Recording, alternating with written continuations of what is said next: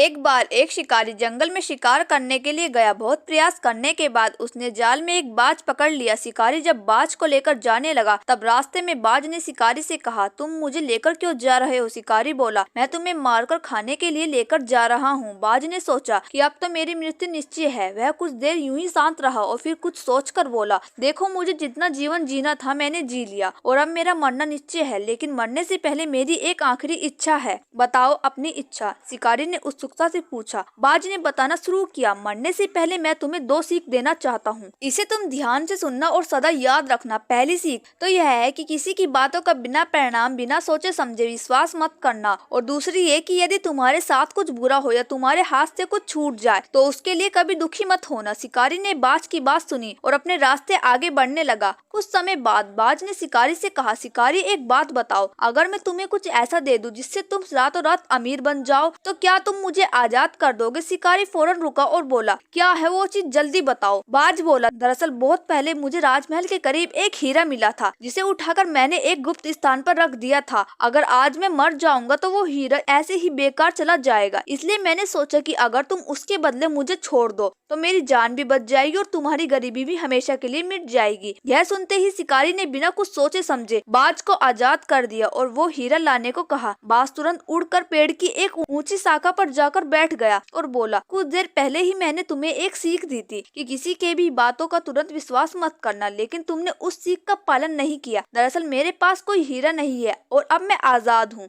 यह सुनते ही शिकारी मायूस हो पछताने लगा। तभी बाज फिर बोला, तुम मेरी दूसरी सीख भूल गए कि अगर कुछ तुम्हारे साथ कुछ बुरा हो तो उसके लिए तुम कभी पछतावा मत करना। दोस्तों, इस कहानी से हमें ये सीख मिलती है कि हमें किसी अनजान व्यक्ति पर आसानी से विश्वास नहीं करना चाहिए और किसी प्रकार का नुकसान होने या असफलता मिलने पर दुखी नहीं होना चाहिए, बल्कि उस बात से सीख लेकर भविष्य में सतर्क रहना चाहिए। दोस्तों, इस छोटी सी कहानी से आपको क्या सीख मिली हमें कमेंट में जरूर बताएं और ऐसी इंटरेस्टिंग कहानियों के लिए चैनल को सब्सक्राइब करना न भूलें। थैंक यू दोस्तों।